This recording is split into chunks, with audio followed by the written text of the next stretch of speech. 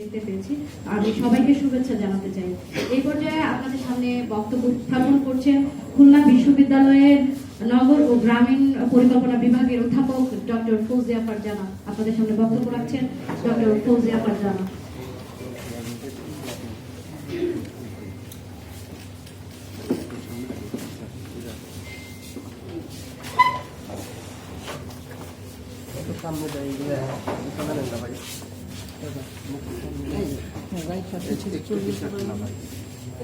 সবাইকে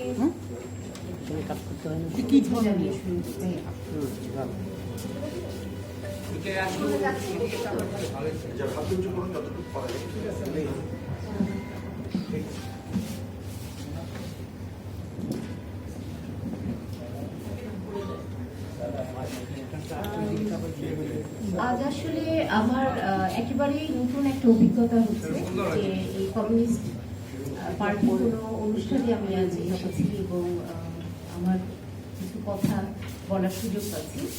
আমাকে যখন এটা আসলে অনুরোধ করা হয় তখন আমি অ্যাকসেপ্ট করার মূল উদ্দেশ্যটাই কারণটাই হলো যে যেহেতু এই রাজনৈতিক দল মেহনতি মানুষের এবং প্রান্তিক মানুষের অধিকার নিয়ে কথা বলে, এই কারণে একটা ভালো লাগা সবসময় আছে।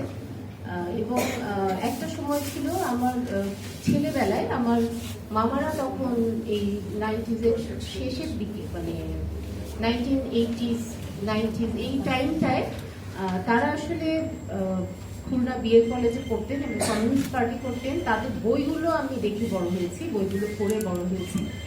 তো কিছুটা সম্পৃক্ততা না থাকলেও ভালো লাগা আছে, এই কারণে এখানে আসা এবং কিছু বলার সুযোগ পেয়ে আমি আন্তরিকভাবে কৃতজ্ঞতা জানাচ্ছি আমাকে এখানে আমন্ত্রণ জানানোর জন্য।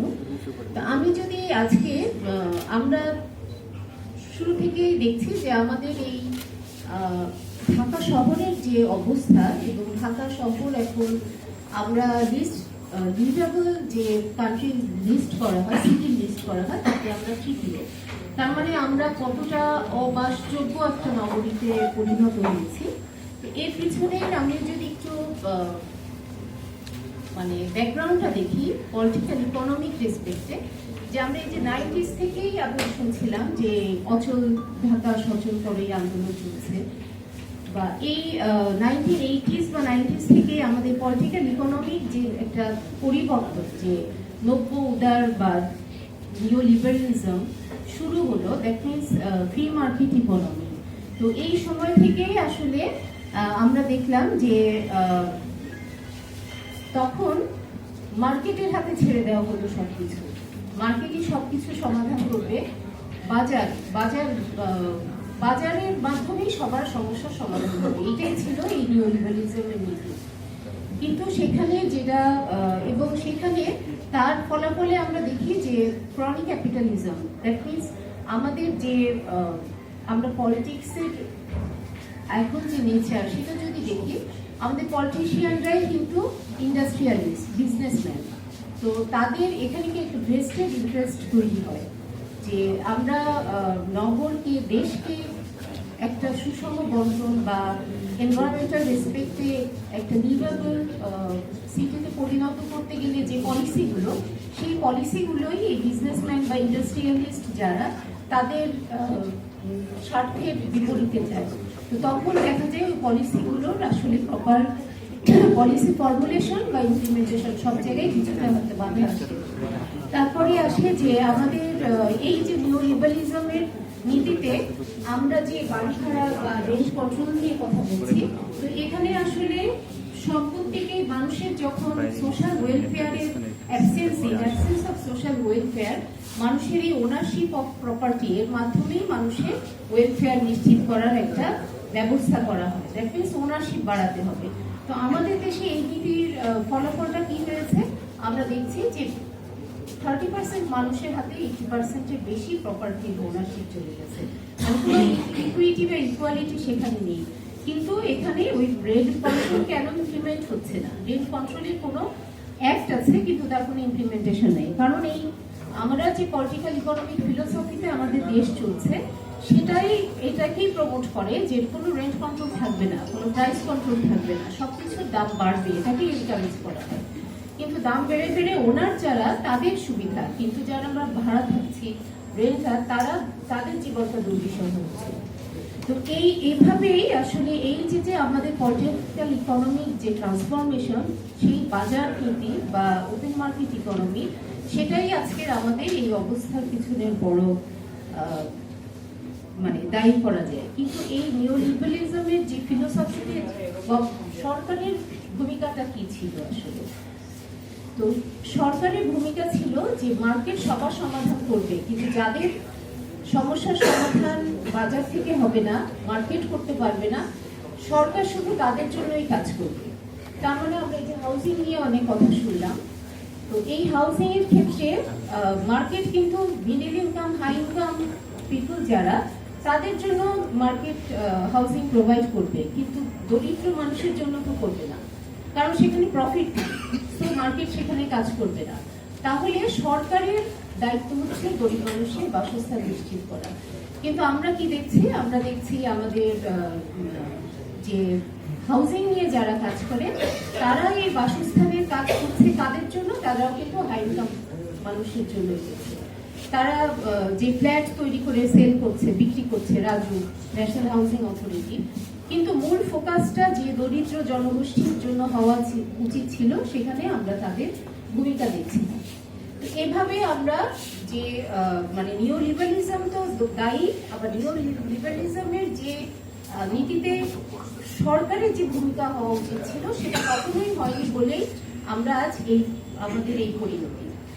এছাড়া আরো আমাদের যে বাসযোগ্য নগর আমরা পাচ্ছি না, বা ঢাকার যে অবস্থা, এর পিছনে আসলে সব থেকে বড় কারণ, যেটা আগেও আমাদের যে বক্তারা কথা বলেছেন, সবার বক্তব্যেই এসেছে, যে আমাদের ঢাকার ডিসেন্ট্রালাইজেশনের অভাব। দ্যাট মিনস আমাদের সব উন্নয়নই ঢাকা কেন্দ্রিক, আমাদের সব উন্নয়ন সেটা সব খাতে, প্রত্যেকটা খাতে উন্নয়নটা সম্পূর্ণ ঢাকা কেন্দ্রিক। তার মানে এটার যদি আমরা ডিসেন্ট্রালাইজেশন না করতে পারি, দ্যাট মিনস এরকম শহর যদি আরো তৈরি না হয়, এরকম বলতে এই সুবিধা, নাগরিক সুবিধা শহর যদি তৈরি না হয়, অথবা আমরা গ্রামেরও যদি উন্নয়ন না করতে পারি, তাহলে ঢাকামুখী মানুষকে ঠেকানোর কোনো উপায় নেই, কোনো উপায় সম্ভব না।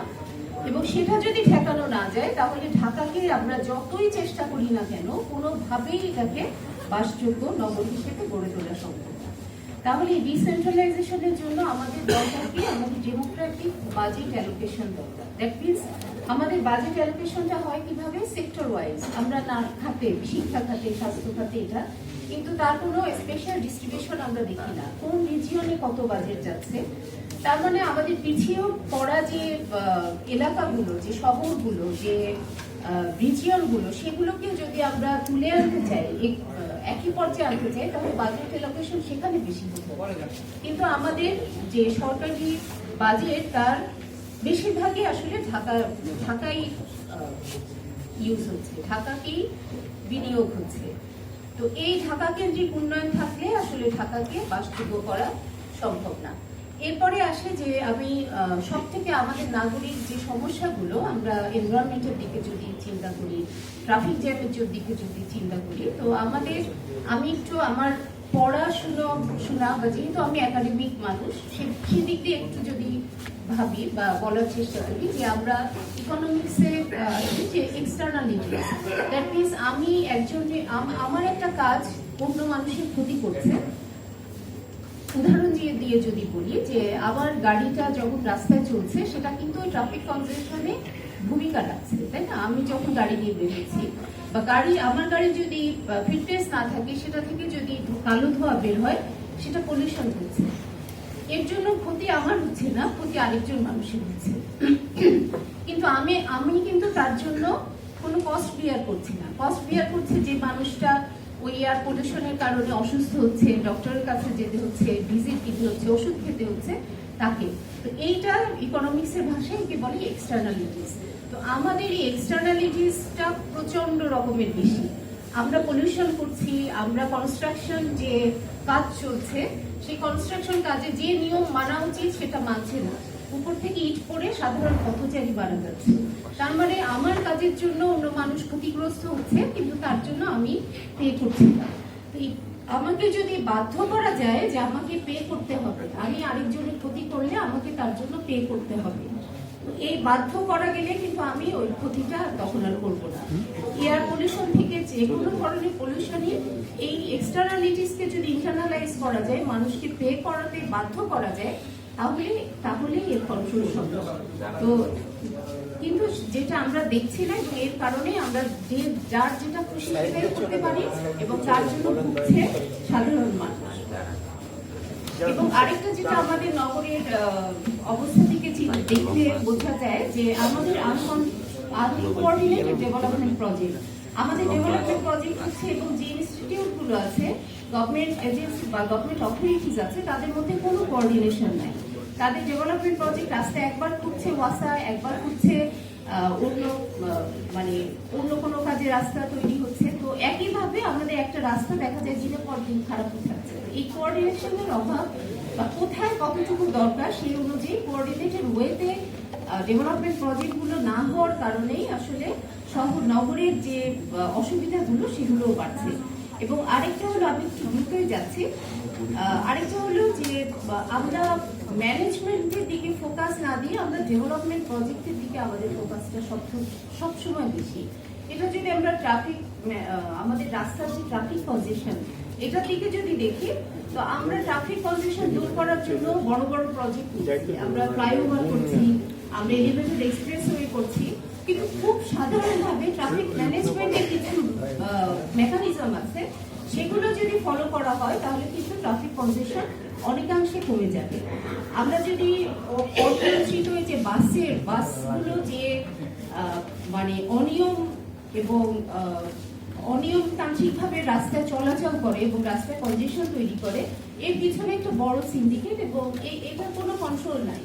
তো তার মানে কি, ট্রাফিক ম্যানেজমেন্টের কোনো মেকানিজমের উপর ফোকাস না দিয়ে আমরা সবসময় ডেভেলপমেন্ট প্রজেক্টে ফোকাস দিচ্ছি, এবং তার কারণটা আমরা জানি। আসলে ডেভেলপমেন্ট প্রজেক্ট মানেই লাভ, ডেভেলপমেন্ট প্রজেক্ট মানেই প্রফিট। তো এই কারণে এই ধারাবাহিকতার যদি পরিবর্তন না হয়, তাহলেও আসলে কোনো ইনভেস্টমেন্ট, কোনো প্রজেক্ট, কোনো মাধ্যমেই সমস্যার সমাধান সম্ভব না। আমি শেষে আমার পূর্ববর্তী বক্তার সুর মিলে একইভাবেই বলতে চাই, এই যে মার্জিনালাইজড মানুষ বা দরিদ্র জনগোষ্ঠী, এদের ছাড়া কিন্তু ঢাকা অচল। ঢাকাকে কোনোভাবেই রান করানো সম্ভব না এদের ছাড়া, কিন্তু এরাই সব থেকে অবহেলিত।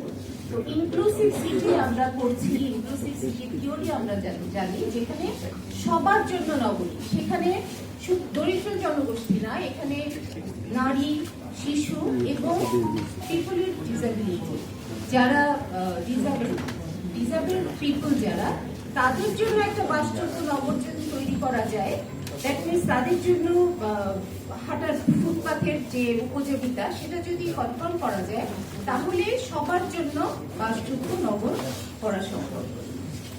আমি এখানেই শেষ করছি, এবং আশা করছি যে আপনাদের এই রাজনৈতিক যে প্রচেষ্টা, এর মাধ্যমে হয়তো ঢাকা বা ঢাকার দরিদ্র জনগোষ্ঠী, মার্জিনালাইজড পপুলেশন যারা, তারা হয়তো কখনো কিছুটা উপকার হলেও তাদের ভাগ্যে ঢুকবে। ধন্যবাদ। সবার জন্য বাসযোগ্য, মানবিক ও নিরাপদ ঢাকা চাই।